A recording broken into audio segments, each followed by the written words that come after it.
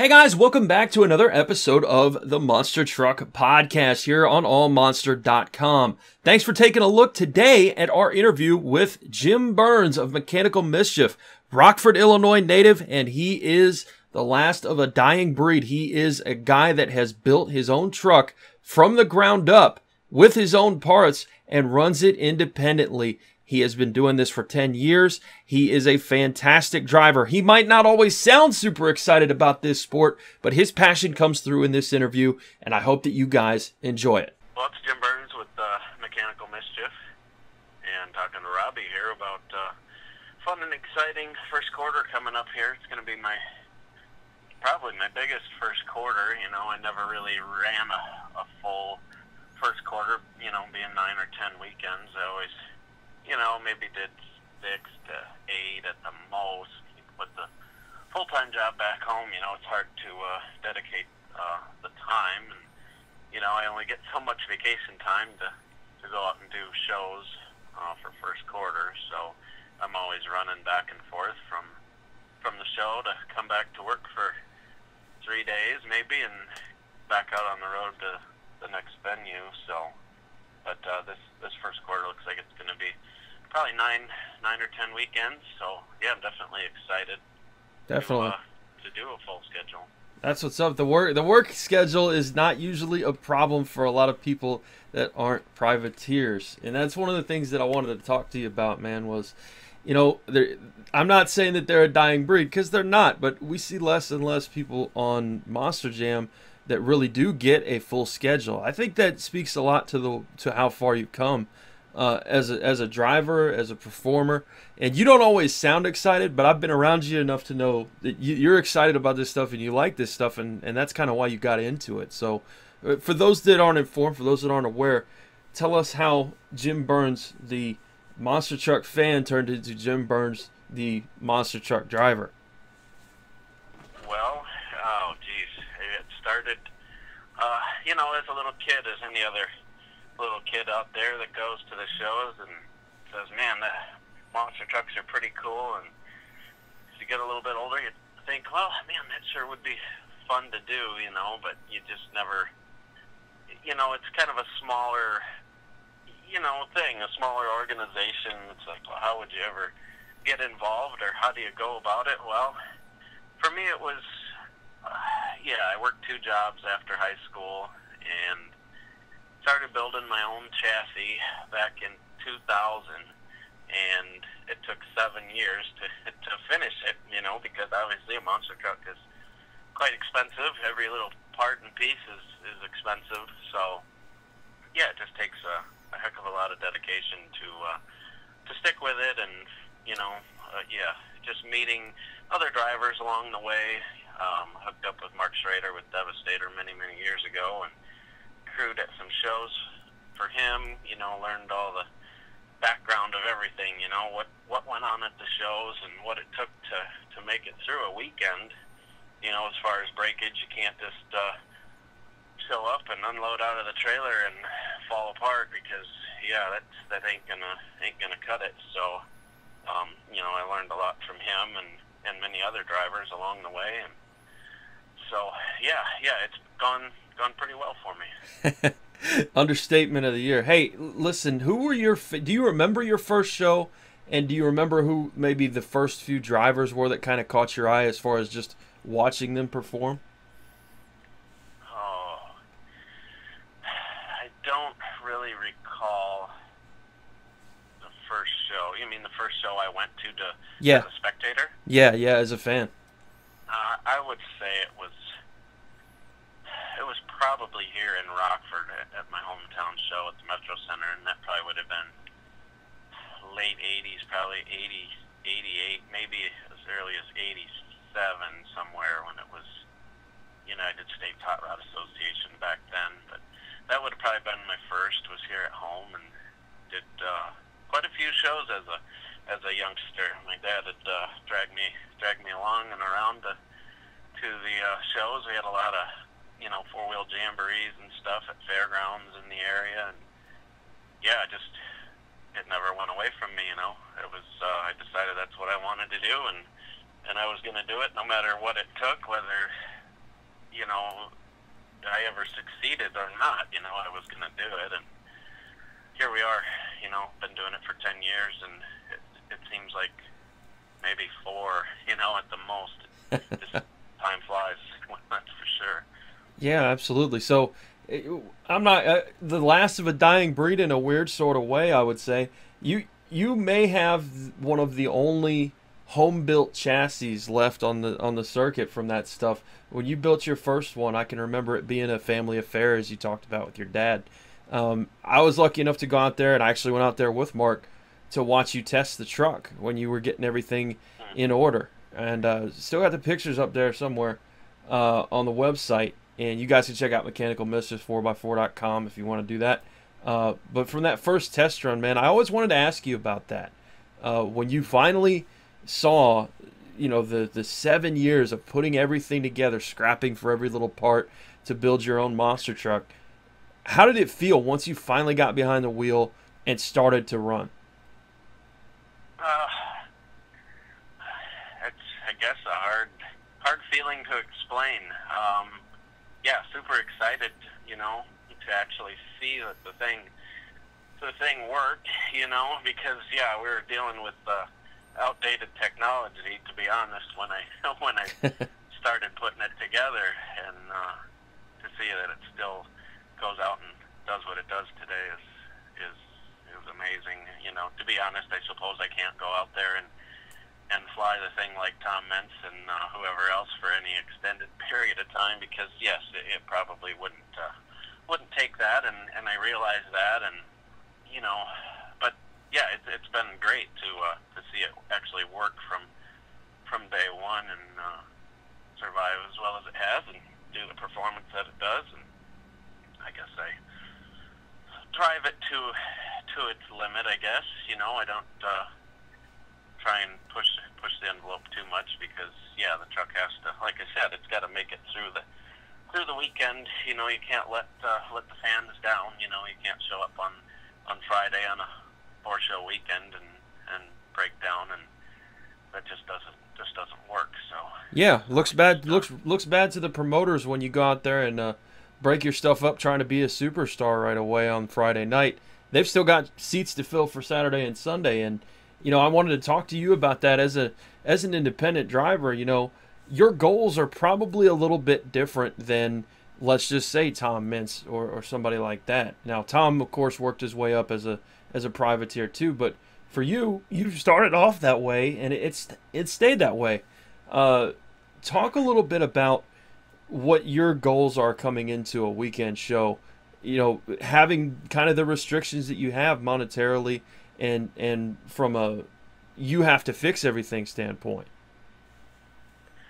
Well, yeah, I mean, it's a little bit stressful in that regard. That yes, you know, you've got to do do what you're there to do, and make it through the weekend. You know, over the years you learn what's the weakest link, I guess, and stock up on that stuff, and have extra stuff in the trailer to make it through the weekend. You know, I suppose if I blew a motor or something like that, then pretty much along with everybody else, you're kind of done for the weekend. And that happened to me here a couple of years ago.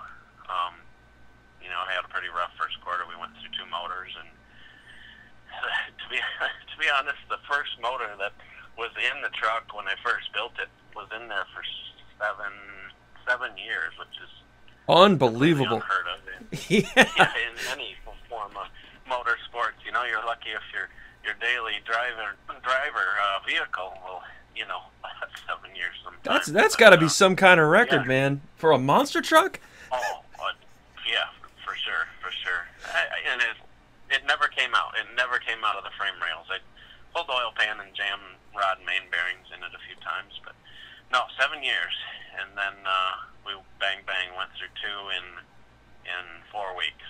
So wow. It caught up to me pretty quick, but still, that's pretty good track record. Yeah, your average is still pretty solid. Now, you mentioned it at the time that you're at a show here in Rockford, and that kind of holds a pretty special place in your heart, of course, being an Illinois guy. I remember going to your first show with the truck, after you did the testing in the field, your family was there watching and everything. Feel good. Got a show booked with the Felon, Mark Strader, at the Rockford Speedway, and you had Rockford, and then you also did La Crosse. Now I don't remember; it's been a while ago. I believe that first show was in La Crosse for you with the truck, right? The first time you were hitting cars in front of fans. Yep. La Crosse would have been the first one, and Mark wasn't there. I think he was elsewhere, but it was me and Jocelyn Parrott with Little Miss Dangerous. That was my first show. Yeah, definitely quite nervous, even at a small little speedway deal like that. But yeah, it went perfect, really. Yeah, I remember being there and helping out. Somewhere we must have just gone up to support you. Either way, yeah, it's crazy to see how far you've come. I mean, people that don't know, and Dustin and I talked about this on our first podcast. People that have never been inside a monster truck and driven it, they don't realize how hard it is to actually do this. And I said, I will never make fun of the guy that gets a 9 in freestyle ever again. After I got to just get in and drive a truck in and park it in the pits and then drive it back and park it again. It's hard. And how did you feel when you started going through that whole learning curve and that whole process? Because, little Jim that went to the show in 1987 grew into Big Jim that built his own monster truck, but, you can only get so much practice on other types of motorsports vehicles before you hop in the truck and go, hey, this is pretty hard. How did you feel when you were there and just cutting your teeth and getting going at those 2-truck deals in fairgrounds and little deals like that? Well, yeah, it's kind of hard to explain, I guess, but I guess it's, in my head, like anybody else, I've been driving it for 20 years, Yeah. In my mind, I kind of had the idea figured out that, when the truck got airborne, you couldn't just pour the coals to it, and hold the throttle to the floor, or stuff would explode. So I kind of had that figured out, and I guess just watching people, I kind of knew what I had to do, and I guess my first show was a little rough. If I watched the video, I said, well, I wasn't really doing that right or this right, or I always saw trucks pull up to the cars and floor it, and they'd do a good wheelie, stand straight up and down, and I thought that was cool and definitely wanted that experience. But so that's in my mind what I was. That's what I was attempting to do my first few shows, and all the truck would do was jump in the air and fly. I'm like, well, not quite doing something right there, but yeah, it was just a speed thing. You had to slow down a little bit. I was going too fast, but it's kind of hard to judge speed from watching it to sitting in the seat. It's totally a different experience or different feeling. But right. Yeah, after the first show, I think I was good. I think I had it figured out. Definitely. So as you're progressing through there, and at that time, YouTube wasn't quite what it is today. You couldn't necessarily see a video of your run after every time and go back and analyze. And that's something that you have to rely on other drivers, other crew guys, people that are around you to say, yeah, that looked good, or no, that didn't. You can know how it feels, but then you may think, like you said, that you're working overtime in there, and maybe just a little change here or there helps. So did you have a lot of people giving you advice as far as other drivers and stuff like that? And if so, who was really like a mentor or somebody that really pulled you through and helped you improve as a driver? Well, Mark helped me out. We'd watched a video or two here and there of a run that I did, and made a few pointers here and there, and I remember the first show there in La Crosse with Jocelyn, and she's like, oh, he did great. Even she said, gosh, I wish I could have drove that good on my first show. So she said, yeah, everything looked good, and everybody else I talked to, I said, looks like you do fine, and the truck wasn't breaking parts left and right, so that was the key thing to me. It was like, well, if it's not breaking stuff and people say it looks good, then I'm going to keep doing the same thing. So. Definitely. I would argue that it's harder to run a full weekend and put a truck on the trailer than it is to run out there and splatter your stuff all over the place with no budget. It might be something that's a little bit more difficult to actually put in full runs for everything, and you do that a lot. And I think, correct me if I'm wrong, but I would say that you have a pretty good reputation for that. And that's not to say that it's not good performances either. I'd say it's hard to put in a good performance and still not break anything. That may be the hardest job on monster trucks. Would you agree with that? Oh, sure, absolutely.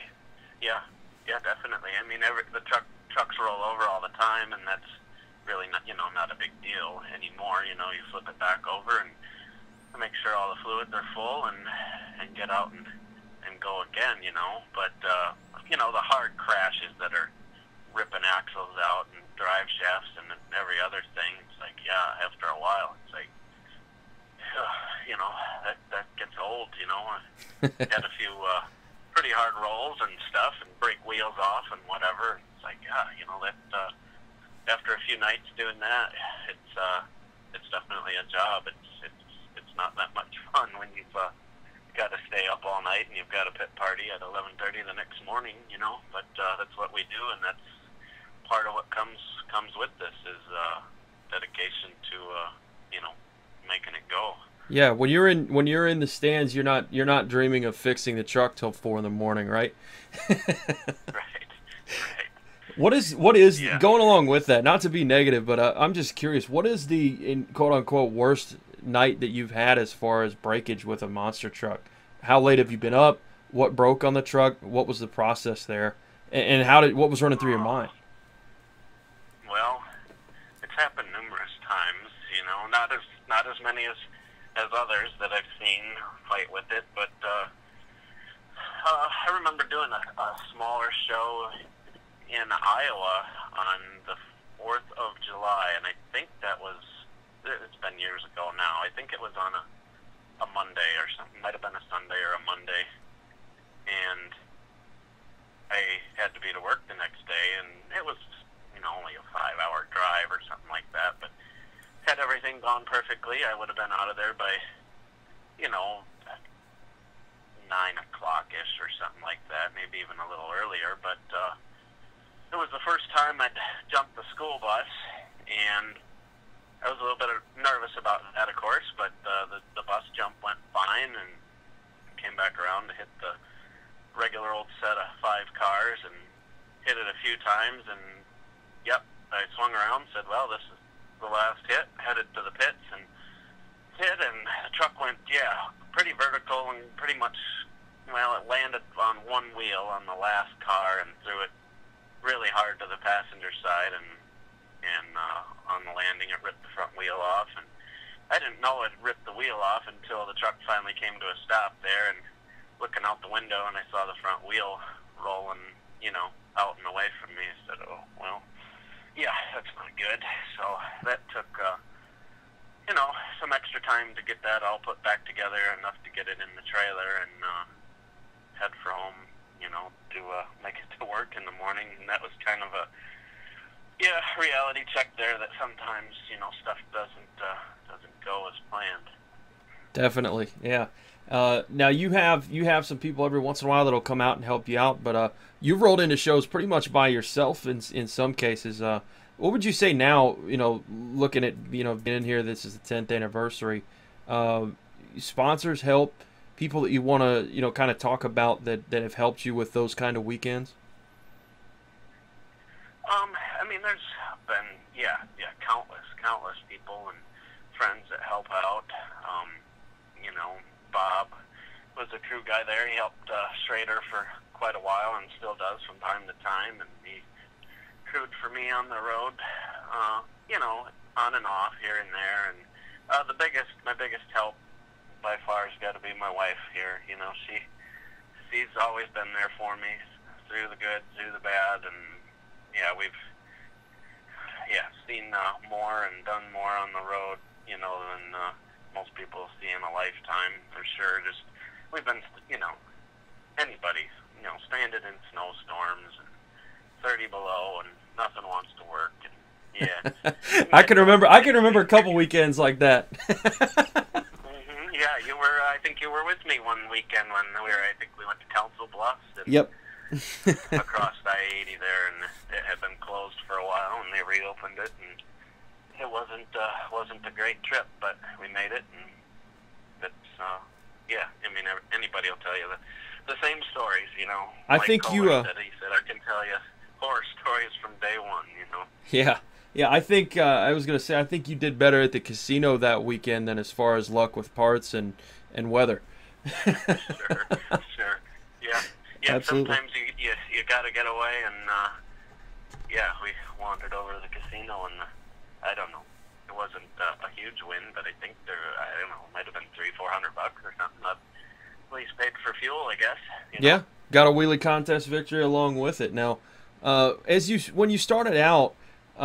You also mentioned Kohler there, Jim Kohler, and you might be the only two independent gyms on the circuit. Now, he's a guy that takes a little bit of a different approach, but kind of still some of the same roots and even close to the same area. I've seen you around him a lot, and he's mentioned a lot of help and stuff like that. Talk about him for a little bit and kind of what your experiences with him going through this whole monster truck thing together. Oh, well, yeah, I mean, Kohler's the same way. I mean, he started out with a dream, you know. He went from, you know, mud trucks and whatever to, hey, let's, you know, give a monster truck a try.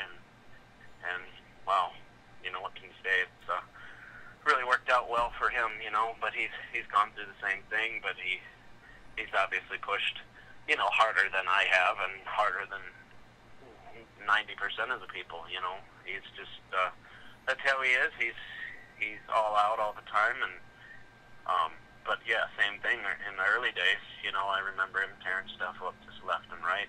You know, wheels, axles, everything, shocks, 4-link bars. You know, but yeah, he's finally got a pretty sturdy piece under him there, and you know, built to take some pretty serious punishment. Definitely. Now your truck's built and taken a lot of punishment as well. You've had a lot of different ideas. You got the garage that you were always slaving away, and you'd come home from work and then work on the truck and stuff. Is there ever a point where you were like, man, I'm just gonna save my pennies or take out a loan and maybe call up Dan Patrick or call up the latest hottest chassis builder or even call up Jim Kohler and get a piece of your own instead of going from the ground up like you did? Well, I don't. Yeah.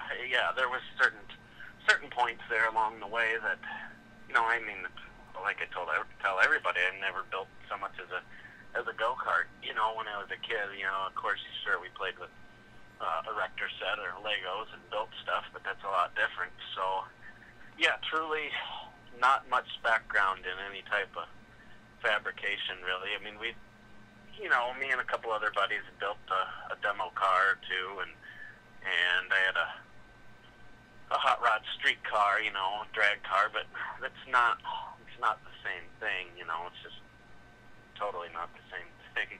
But yeah, I went out and bought a manual tube bender, a notcher for the drill press, and a welder, and yeah, just threw some stuff on a sawhorse there and went to it. I mean, yeah, I had a few measurements here and critical measurements here and there from some other trucks late at night. You know, I'd be at a show somewhere and run around with the tape measure and say, yeah, this needs to be about like this and that needs to be about like that. And yeah, I went to it.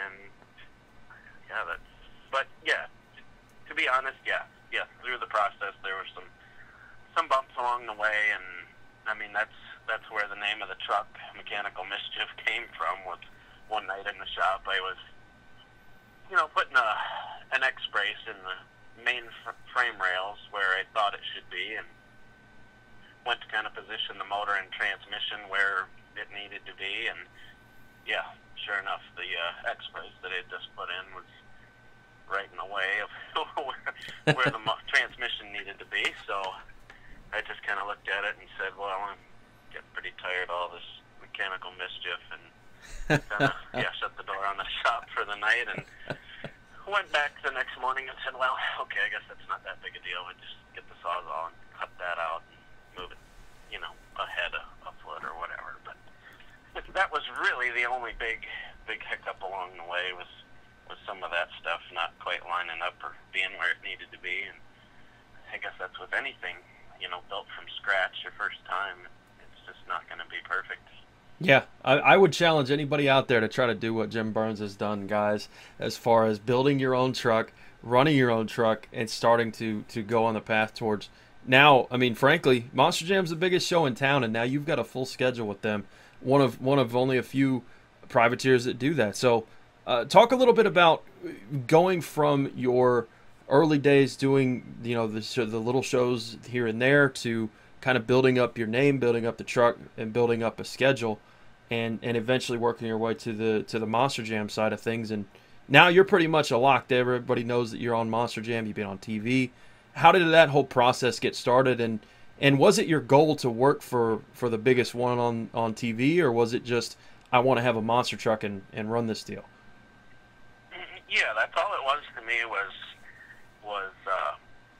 just I wanted a monster truck. You know, that's what we were going to do. Whether the thing ever did a show or not, you know, was a guess. You know, I didn't know. Who knew? You know, if anybody would hire just Joe Blow off the street or what have you. But that really wasn't my goal. Was to run for Monster Jam. Of course, I wanted to. I mean, that would have been in the days when I was building the truck and going to shows. I mean, that would have been a dream come true. And you know, I'd be like, well, yeah, who knows if that'll ever happen. But it happened pretty quick. You know, I did I don't know if it was 3 or 4 shows there that fall, and I kind of owe the Monster Jam thing to Mark. You know, he put in a good word for me. He said, hey, this guy built a truck. You know, he's a good guy. He's you know, mechanically inclined, obviously, to build his own truck. So. Yeah, I mean that was kind of your resume, was it not? Yeah, sure, absolutely. Yeah, so he and you know, yeah, I owe some to him for sure. He said, you know, told at that time, I guess Keith with Monster Jam, you know, hey, give this guy a shot. You know, he's been around me for a while, seems to know what he's doing, and built a truck. Give him a try. And I think maybe that first year I did 3 shows for him in the first quarter, and yeah, they all went pretty well. I don't think really had too many issues. Probably a little bit tentative or, you know, reserved for a Monster Jam show. But hey, I was just getting started and had no clue, you know, what I needed to do at a bigger show like that. But as time went on, I think I've run for him almost every year for 10 years. So. What was your very first show for them? Well, I believe it was Wichita, Kansas, I believe. Okay, gotcha. Do you remember much about that weekend, or you know, kind of how you felt as far as like, did you have a moment to smell the roses? Yeah, it was.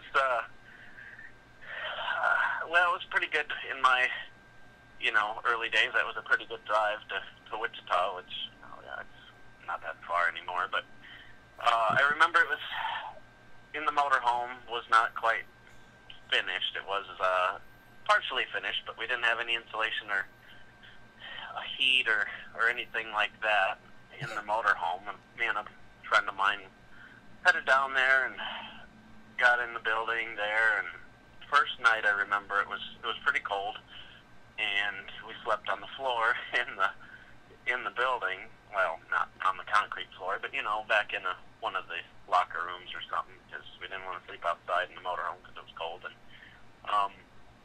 they caught on to that the second day, so we had to rough it in the motorhome with the space heater and whatever. But as far as the truck performing and making it through the weekend, everything went well. I remember Mike Botters was there. He's, you know, helped me out quite a few times. He was actually the first one that looked at my chassis way back when it was, probably half to 3/4 of the way done. I brought it down to my local show here, Rockford. Botters was there, and I brought it down on a flatbed truck and asked him to look at it, because if anybody knew, it would have been Vodder's for sure. He built everything, you know, from scratch since day one as well. And Yeah. he kind of looked things over for about 10 minutes and said, "Yep, that'll work." Hey, if you get the seal of approval from guys like Kohler and Schrader and Voders, these are people that have earned their way up through the ranks as well. Had to make you feel pretty good, like you were doing the right thing. Those little motivation boosts mean a lot, you know, when you're starting out.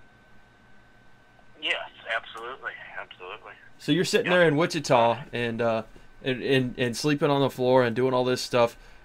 Drive is not a question at that point as far as your inner drive.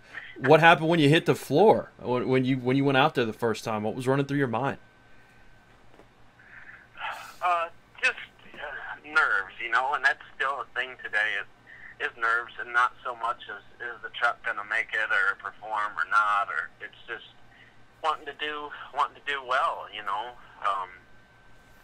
That's one of my big things is, yes, just want to do well and perform well, and as a whole package, you know. It's not always so much about the truck as it is the driver. There you go. So in your head, what's doing well at a show now? Is it taking a win in a wheelie contest? Is it you know, putting a solid show on throughout the weekend? Like, what is your success in monster trucks in your head? Yeah, I mean that's what it's got to be is just putting on a solid performance. You know, the judges, I guess, could skew things here and there. That's always been a controversy, you know, is if they're scoring things fairly or not, and that's really never been a gripe for me. I'm not there to shoot for a win every time, you know. I just want to be there and put on a good performance, and I know if I did well or didn't do well, you know, in my own head. I don't need to see scores to say that I did good or bad. You know what I mean? You know if you did good or bad. Yeah, absolutely. You can look around the crew and the other drivers to tell if you did well as well. Sure. Absolutely. Has there ever been a time where you've gone back there and known that you really had an extra special run, that you know, people came in there and just, you know, you got the pats on the back, you got the smiles, you got the "that was awesome" kind of thing? Did any of those stand out to you? Not too much, but there has been a few. There's been a few times where, you know, the other drivers and crew are like, "Oh, you won. You know, you won that for sure." But, well, that's not what the scores say. So, but it's and after a while, you know, after it happens a few times, you kind of like, well, you know, why do I try as hard as I do? But right. That's not what it's about. You know, like I said, the scores aren't what it's about. It's about putting on a solid show, and as long as the fans are happy, that's what we're there for, is to put smiles on everybody's face. So the scores really don't mean anything. Yep. Yeah. With Dustin and I had a good conversation. We were gonna try to book all the shows and fix all the scores and all that stuff. But I know that, you know, in your head, you know whether you did this and that or not. And that's, hey, not to be underspoken, but one of the other things I wanted to make sure that I asked you to mention is, do you have any sponsors, people that take care of you, people that you want to shout out or promote here, because you've taken the time to come on here and talk with us? So, do you got any people that you want to talk about that have helped you?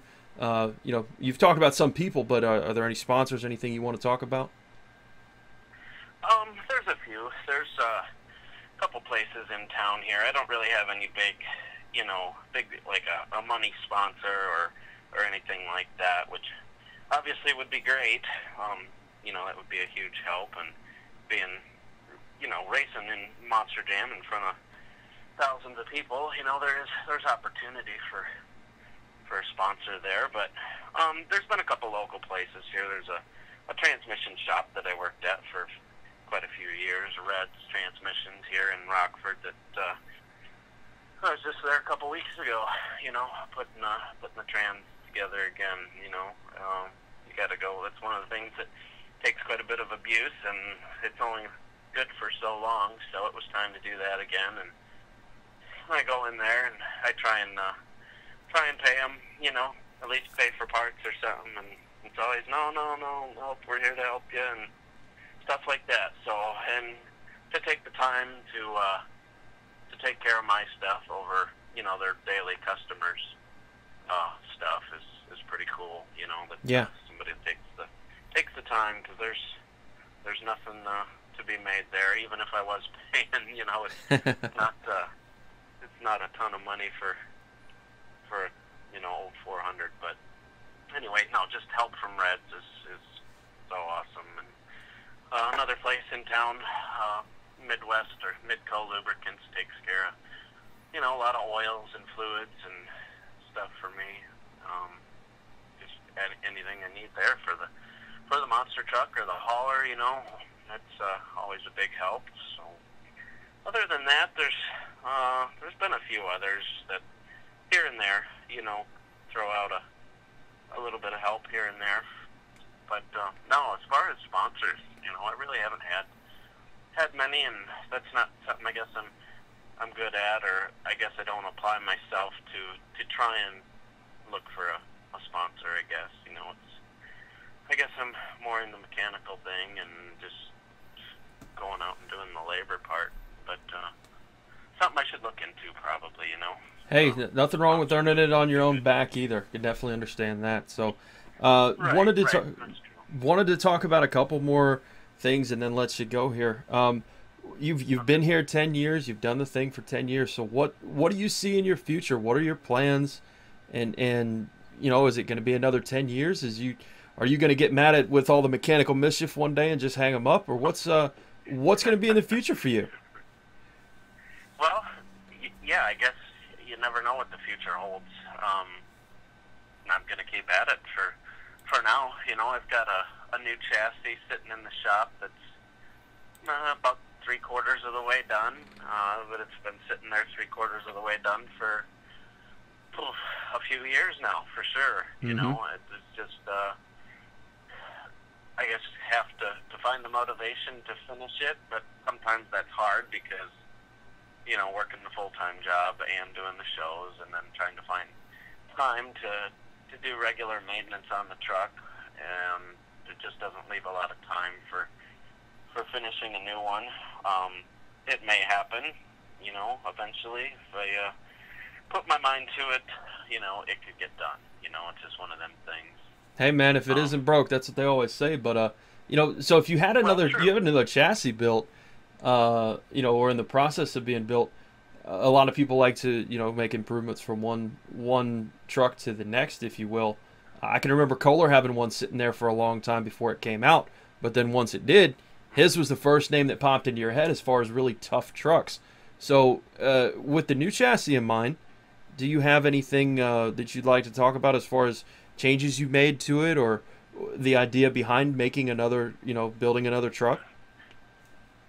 Well, the new one is all tube, whereas the old truck is a square main frame rail, which I guess in my opinion there's really nothing wrong with, but I do think the round tube chassis would be a bit sturdier. A little bit longer wheelbase. This old truck is 136 or so, or just under that, which is a little bit short for some of the stuff we're doing now. You know, a longer wheelbase obviously handles a bit better and balanced better. The motor would sit lower in the new truck for better, you know, center of gravity and balance. Would upgrade the shocks, you know, a little bit better shocks and more travel on the new truck, and just, yeah, same thing. It would just be, you know, an upgrade, stronger and better stuff. Get to have more fun out there too, definitely. So I always try to close out these deals with a couple good notes, a couple major things. So do you have a favorite freestyle or wheelie contest that you have ever experienced, seen, taken part in, personal or drivers that you like to watch as well on the track? So combination question, basically. Favorite freestyle, favorite person to watch freestyle. So favorite of your own and then favorite person to watch. Oh, boy.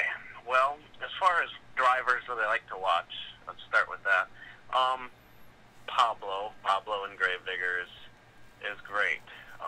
You know, always very, very controlled. You You know, he seems to always know exactly where the truck is.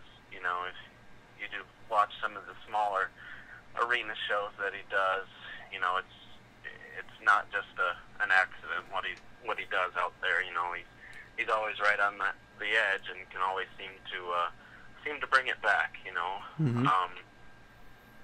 somebody that I like to watch that seems to be not calculated, I guess, would be Tom. You know, Tom is always just going for broke, no matter what's broke on the truck. If it'll still move or they'll let him run, you know, he's not afraid to, you know, fly it off the biggest ramp with no, you know, half the shocks missing off it. It just, he has no fear. It doesn't matter, I guess. The pain doesn't affect him because the trucks don't land the greatest when everything's working, much less when half your shocks are gone. It's got to be quite brutal, you know. Amen. Oh, that's enjoyable to watch. Favorite run for me, was that the other half of the question? Yep. I guess Detroit a few years ago, probably 2 years ago, I was in Detroit and had a pretty decent freestyle there, a fun one anyways. It was the first time that they brought a motorhome out right before I was to go out, so I guess the writing was on the wall at that point. It's like, well, you can't just drive around it and not hit it, you know, or leave it for somebody else. You know, I was gonna have to hit it, which was totally cool with me. That was fun, and that was a different experience. It's probably the first time. Well, I think I'd hit a motorhome or buses or campers, whatever, in the past, sure, but different when you're at Ford Field, though. What's that? A little different when you're at Ford Field, though. You got a bigger audience in that one. Yes, absolutely. And there was I don't know, probably a good couple inches of snow on the roof of it, but I didn't see that beforehand, obviously. I didn't know it until I hit it, and the whole cab, you know, got filled with snow on that field. But, you know, I got a good face full of snow and water and whatever there. So that added a little excitement to the run. But, no, that was a pretty solid freestyle. You were Ice Cream Man before Ice Cream Man. That's awesome. Yeah, exactly, right? There you go. Back there making slushies with the camper. That was a fun one.